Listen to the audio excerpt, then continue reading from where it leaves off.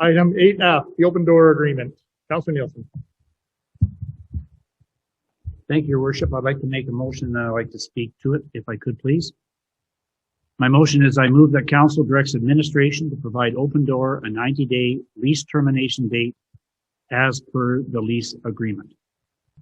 I move that Council directs administration to provide Open Door a 90-day lease termination date as per the lease agreement. And bear with me, please, folks. What a sad day this is for our community.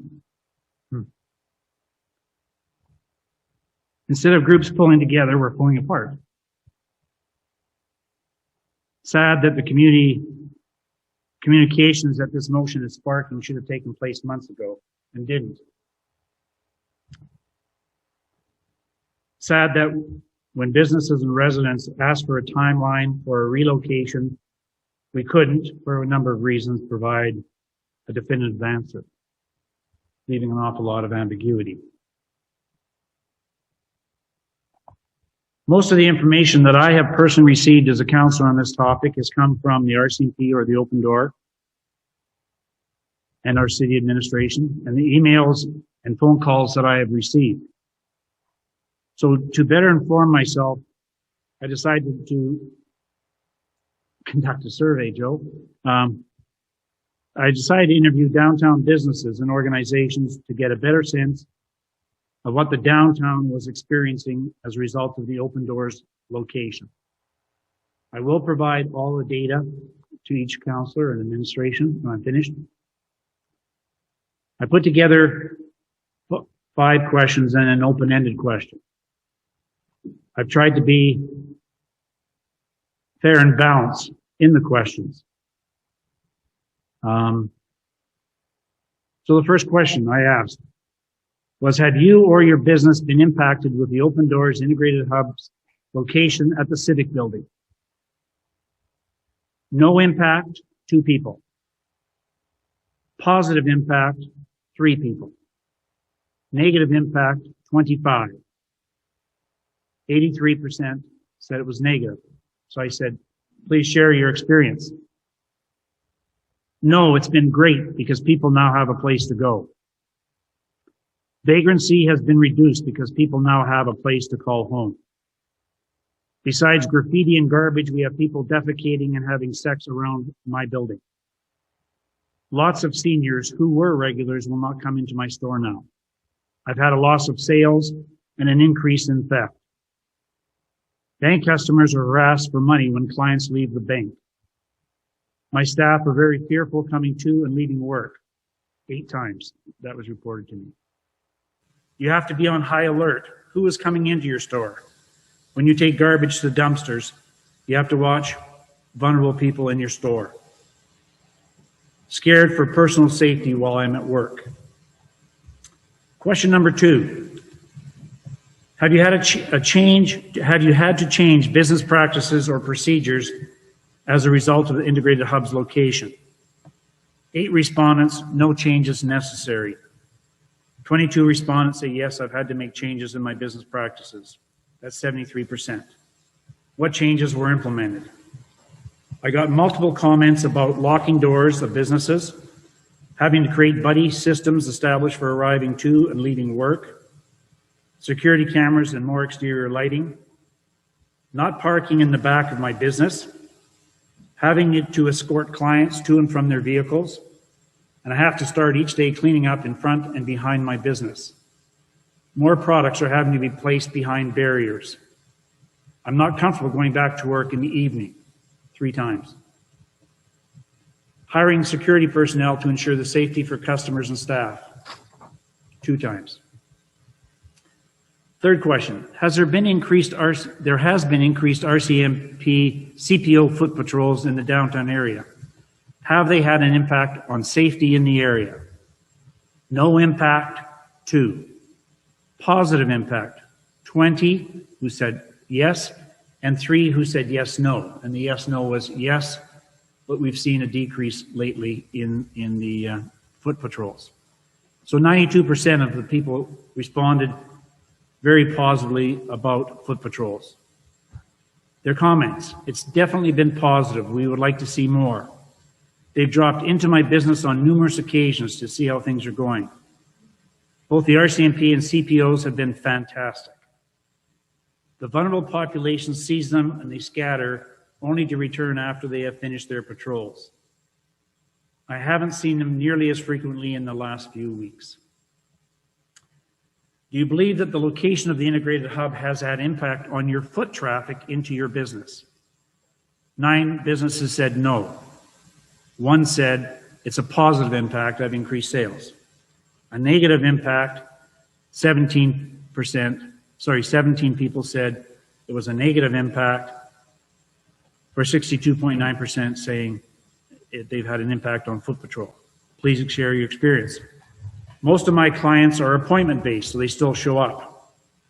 Not sure I can put the blame totally on Hub, as COVID has also impacted. My senior traffic has been reduced by about 40 to 50% monthly.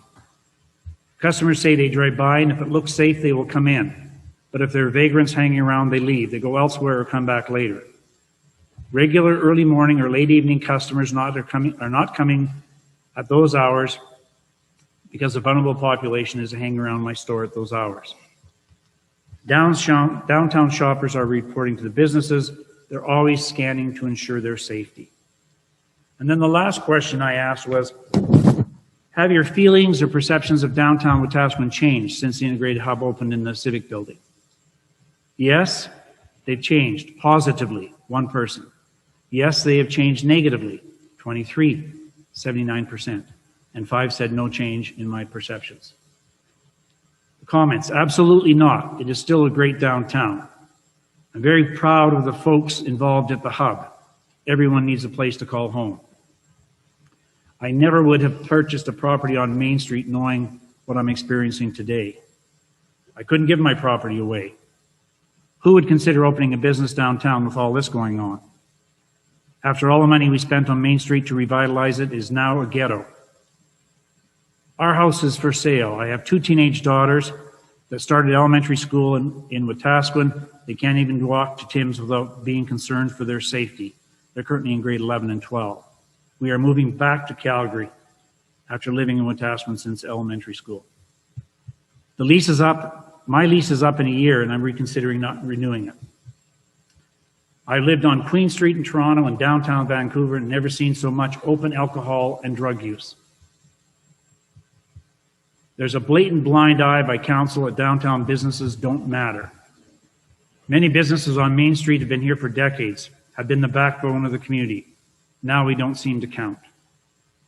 The community is losing its downtown streets to a vulnerable possible gang population. We're now starting to see gang tagging on buildings. More people appear to be wearing colors. Comment I got was, check out Google and shoes hanging from power poles, and then look at the alley behind the hub. And I did that. The hub is nothing but a flop house for many. How can people want to get help? How can people who want to get help get it with so many who don't appear to want the help? And then the last question I asked was really open-ended.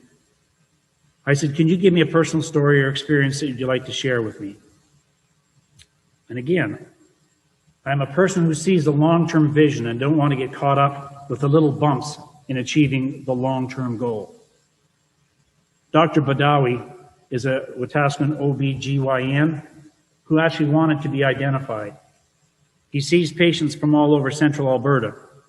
Pregnant women arriving to his clinic have been harassed, been given rude and crude hand gestures, crudely commented to about their obvious pregnancy. One vagrant dropped his pants at the patient when they came into the clinic.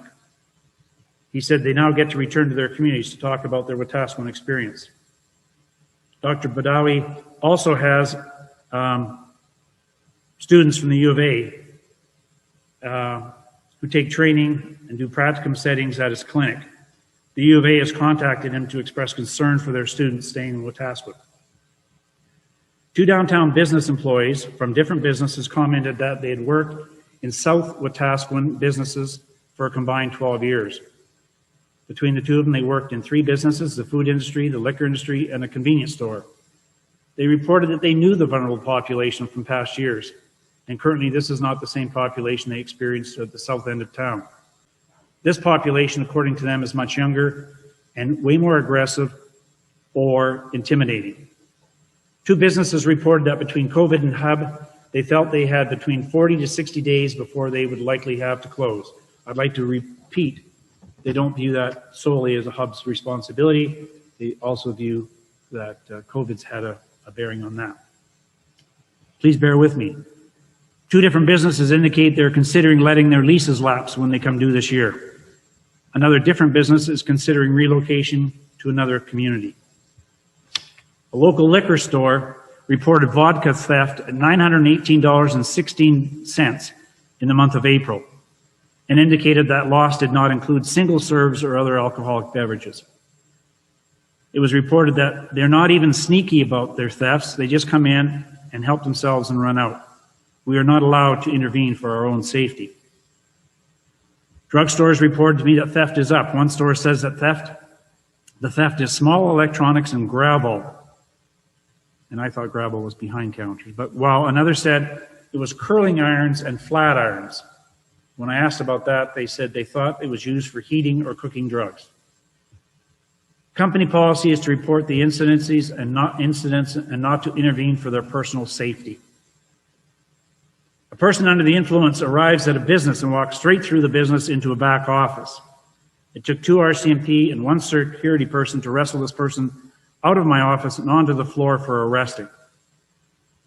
The business was informed this was a Category 5 person with mental health and other issues, including aggressiveness. 3 different businesses reported that in dealing with vagrants that they had suggested the person go to the Hub. All 3 were told that the Hub is too dangerous, especially at night. We have people hanging around our business all day and night having sex and drinking. Some have even shown up with large tools and cutters to cut down the fence behind our business. And lastly, a local business recruited a weekend receptionist from another community. When the owner and the receptionist parked in the back alley around 10 a.m. on a Saturday morning, there was a big barbecue party going on down at the Hub. Music, open drinking, and a man standing on a fence and urinating towards the group. The receptionist's comment was, "This can't be where you work." And I will share all of that information with you. In closing, I know that there are very strong feelings about, excuse me.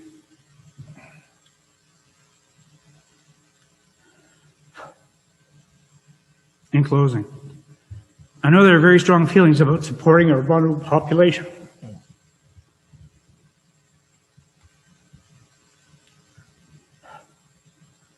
But from my interviews, I question whether we don't have more than one group of vulnerable population. Certainly those that the Hub is serving, but also those businesses, employees, and shoppers who are also feeling very vulnerable every day. Worrying for their safety, worrying about their sales and staying in business, worrying about simple everyday activities like going to the bank, getting groceries, getting to a barber or a salon, and getting to their doctor's appointments to deal with their medical issues, which might even include their daily fears and anxieties that they're experiencing in this community. I think these people deserve to be heard, acknowledged, and cared about. And I also think that the vulnerable population needs to be heard, acknowledged, and cared about as well. I've been asked, I think we've all been asked, how long will they have to endure this situation? And I think we've all been too silent on this issue, and I use the collective we. I think we includes city. I think we includes Open Door. I think we includes the RCMP. I think we includes downtown businesses and residents. We've all been silent on this. And the last thing I guess I would say, I don't know where this conversation and this motion is going to go. If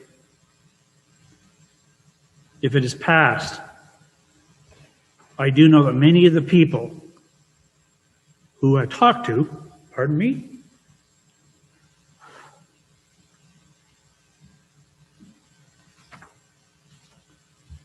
are hoping to see a positive end result.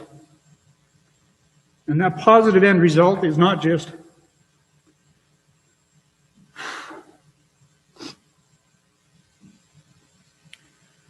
kicking the vulnerable population to the curb, but a positive end result is that something positive can come out of this for our community, but not at the risk of losing their health, their income, safety for their employees and for themselves, or their business. I hope this motion and discussion will provide some clarity for everybody. Thank you. I stand down. Moved by Councillor Nielsen. Any discussion? Councillor Alonso. Thank you, Councillor Nielsen, and I really respect what you have done, and in my own little way, not nearly as much as yourself, I have been involved and see things and have been asked to do things, and I've been out there and seen both sides of everything. And as I say, as I want to save my downtown, I have stopped and talked to the people at the Open Door on picnic tables basically every Saturday and Sunday morning, just to get an idea as to what they are going through as well. I have had some really bad things said to me. Being a lifelong resident here, I have a lot of people that get a hold of me, and I understand some of the great work that is going on, but I also understand what is happening to my downtown, and it's not like I haven't been down there and I haven't seen it. I have. And you know what, this is so hard, because I believe of the good work that is being done, and I think we can talk to Keith and Jessica and Sue, everybody. We all know this isn't the best place to be. Now, I don't know if we make this decision that another 90 days we can work together as well to try to find a better solution. But as of right now, I think that is the best solution right now. And believe me, I am willing to work day and night with anybody to try to find a better place. And by doing this, I guess it maybe forces our hand more than anybody to be able to step in and try to help. And I know it sounds like it's kind of a backwards way to do this, but here again, it's a survey that you did, Wayne, and I've been out and done a little bit, but not near as much as you. And I hear my community. So, but like I say, I am willing to work with anybody to make this a better solution. So, thank you. Councillor Billingsley. Difficult is right. Councillor Nielsen, thank you very much for taking that extra step to gain a little bit of knowledge and passing it on to us. Having said all of this, like you say, you can emphasize, or can't emphasize enough how important it is to help that vulnerable population, but at what cost? And my big concern in all of this is whether it's downtown, whether it's at the old muffler shop, whether it's behind Walmart, whether it's at the end of Centennial Drive. In other words, it doesn't matter the location. Would we have the same problem anywhere? And if we're willing as a council or as a community to accept that, to help out the vulnerable population. Because if the business plan of Open Door is the same at a new location, why do we think that things are going to be different? Just due to the location. So if you believe that the plan going forward in any location is going to be the same, please don't expect different results as far as outside of the walls, because that should be or will be the same. And we as a council have to decide, one, do we want to fund it? And two, do we want to accept it? And that's something we're going to have to wrestle.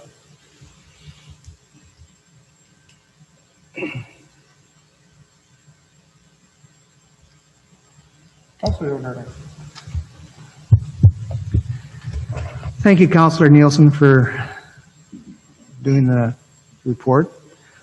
I've been struggling with this at several meetings. I've been asked the question about the outside, and I know that the outside is our problem. What happens inside is the hub's problem. But I have seen month after month the deterioration of control. And when it comes down to our taxpayers, families, visitors that have to endure what's going on downtown, I feel the council has to take control of that. And that's what's going to persuade my vote, because we lost control. Councilor Watts.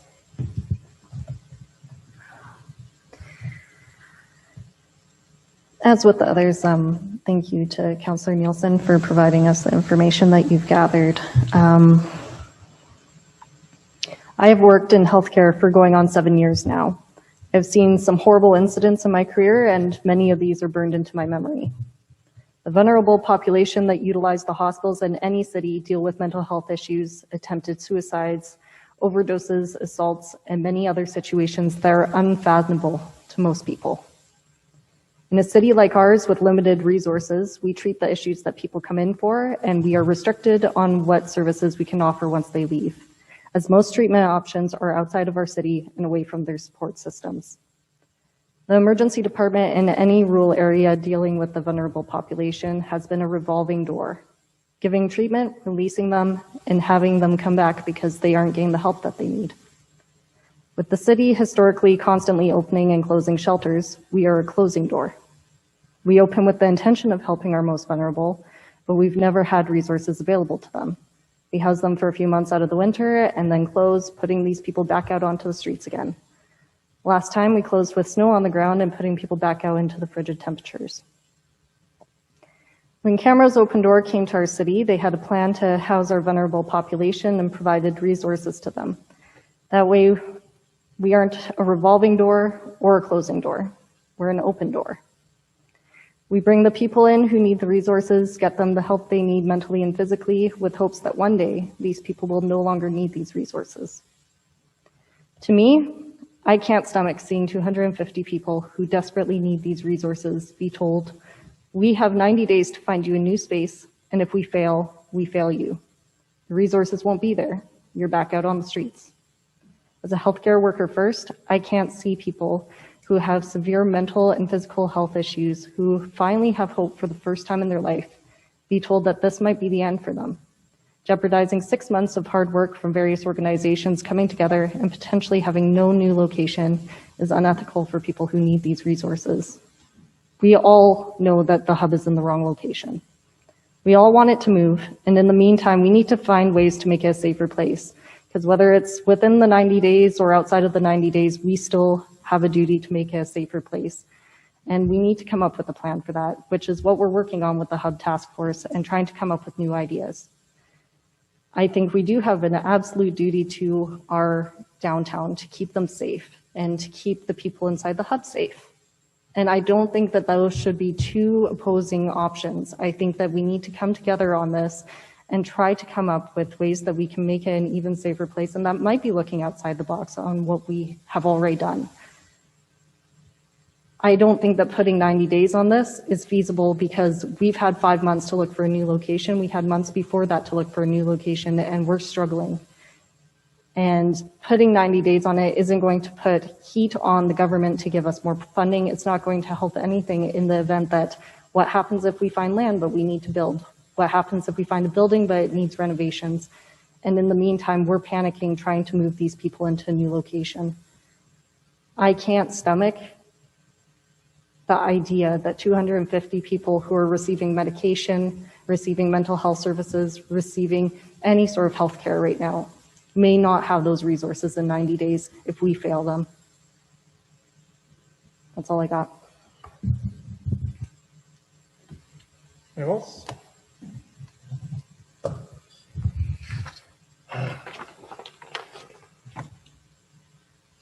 Being on council is hard. We have an entire city full of residents and businesses looking to us to improve the city. We are at a fork in the road with the ability to make a huge change in our city. For decades, we have dealt with or ignored the growing issues of mental health and addictions.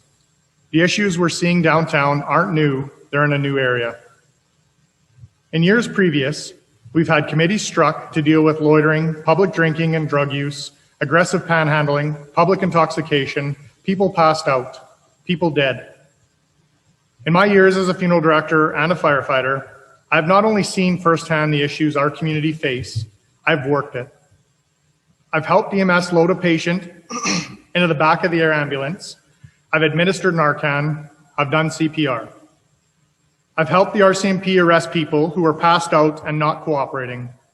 And I've also transferred dead people back to the morgue and up to the medical examiner's office. Rarely does that get talked about. I haven't talked to a single person who thinks the hub is in the right spot. And if I'm being honest, there isn't one. I've been told I get defensive when the hub is talked about or discussed. I'm not defensive. I'm frustrated. I get frustrated when temporary solutions are suggested, but not worked on. I get frustrated hearing comments like, this is how it's always been, and this is how it's always going to be. I get frustrated when there's a circle of placing blame and finger pointing, but not a lot of problem solving or solutions. The hub is doing what we need it to do. People are getting the medical attention that they need, as well as the supports for mental health and addiction. Before we give up on something that is working, let's continue to work on solutions. We can hire security. We've already increased patrols. Work with the hub on expectations. This isn't going to work if we're not working together. Fund ATCO trailers to move the hub. For basing decisions today on an election in 5 months, then we aren't doing our jobs. Our job is to leave the city better than we found it, not ensure we get reelected. Closing the hub moves the problem again.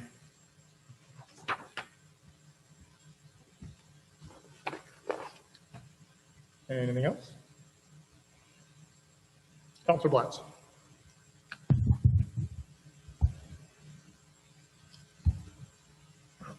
Aside from me, obviously, not being in agreement with a 90-day lease termination, I would hope that if we didn't go through with that we would still use that urgency to try and find a new location, because obviously we do need that new location, but I don't think that putting a timestamp on it is going to be what's going to do it. And unless the city is willing to have a final backup plan, which is that we'll fund it in worst case scenario, I can't see how this is an option. Councillor Billingsley.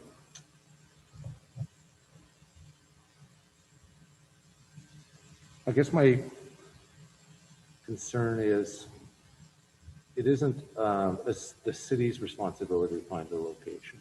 It's the Open Doors' responsibility to find a new location. Now, certainly we will help them, but this isn't up to us. We can only approve it. This is not our business plan. This is not our business.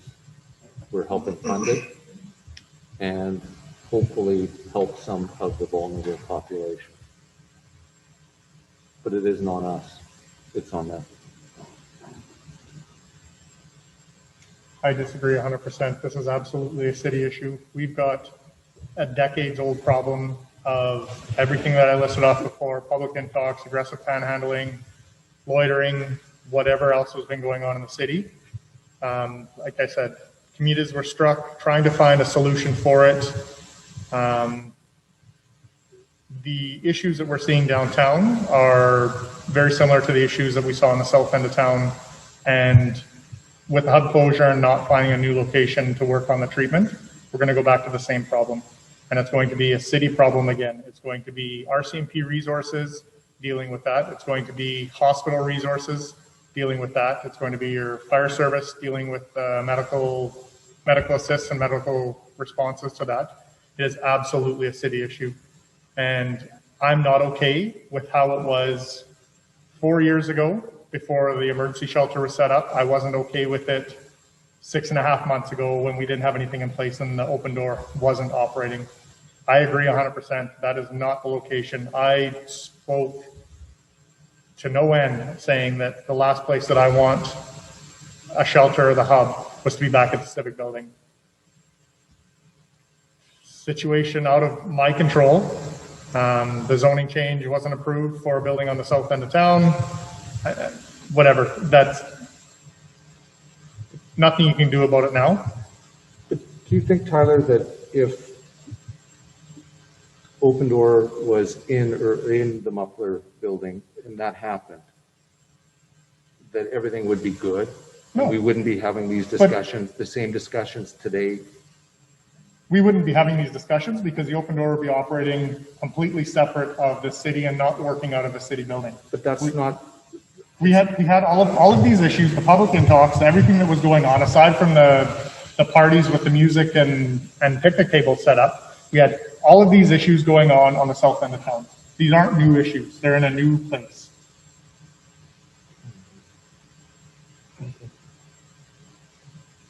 So if we're not willing, if we are willing to go back to the way that it was 6.5 months ago, and then through the spring and summer and fall months when the emergency shelter wasn't open the 2 winters previous, then we terminate the lease and hope that the Open Door finds a new place to operate, because we're going to go back to the same problem. And just because that's the way it's always been isn't the way that I operate. I would rather do something to try to have an improvement rather than being okay with the south side not being as vocal because they're used to dealing with the stuff that's been going on downtown.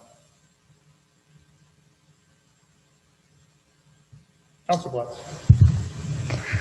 I have an issue with saying that this isn't the city's responsibility to find a new location. It is the Open Doors' responsibility to find a new location.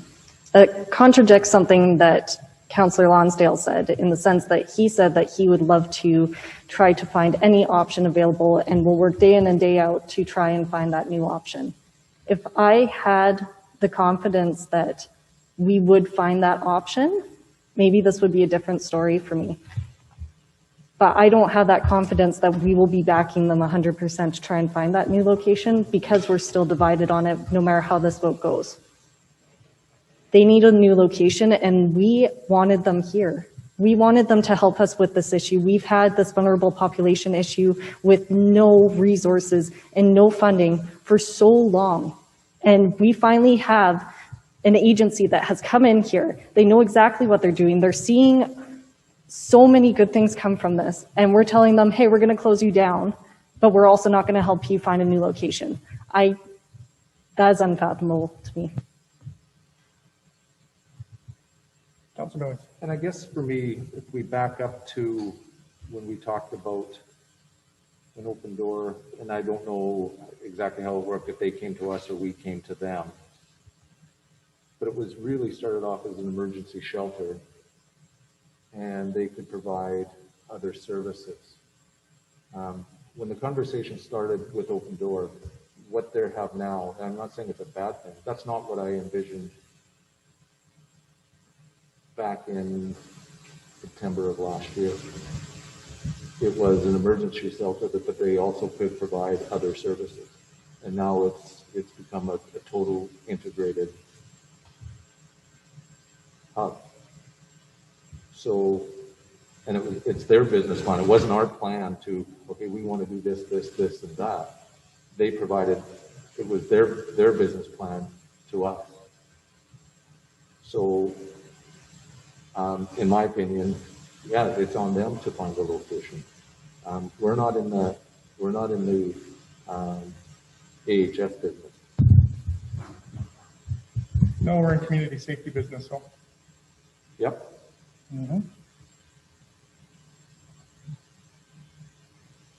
Anything else? Councilor Botts. I get that we're not in that kind of business, but at the same time, though, for me, I can't sleep at night knowing that I may have displaced people that need a house. I don't care if it's warm outside. I don't care if it's cold outside. These people need homes. These people live in our community. They reside in our community. Whether or not they were originally from our community or not, it doesn't matter. These people are out there. They're suffering. They're going through so many difficulties right now that we're potentially robbing them of any chance of them getting hope and the help that they need. I could not sleep at night knowing that I had the opportunity to change that for 250 people and that chance went away because I said it's not my problem. Because it is our problem. We're leaders in this community and we're leaders for whoever lives in our community. Doesn't matter if they pay taxes, doesn't matter if they're homeless in this community. They're our responsibility. They're human lives. And no matter what happens with this vote, that's something that's going to keep me up at night. Is the fact that we had an opportunity to change the lives of so many people, and we sat here saying it's not our problem.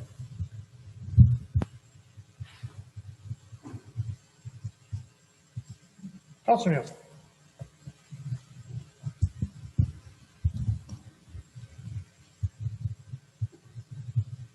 I guess the question for me is, I totally agree that it's our issue.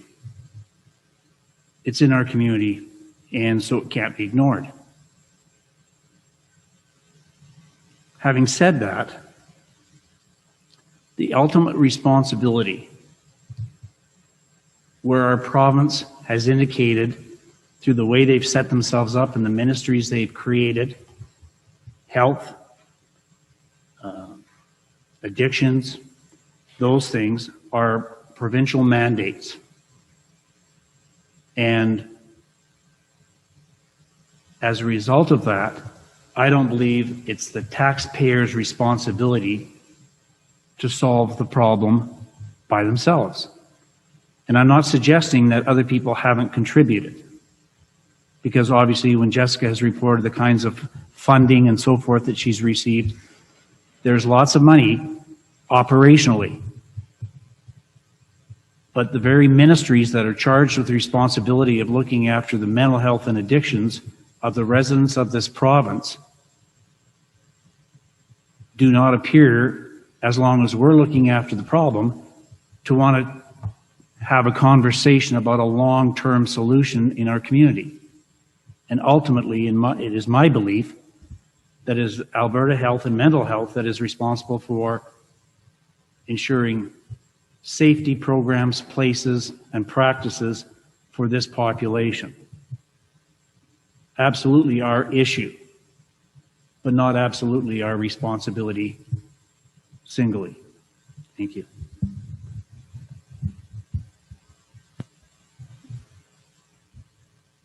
Anything else?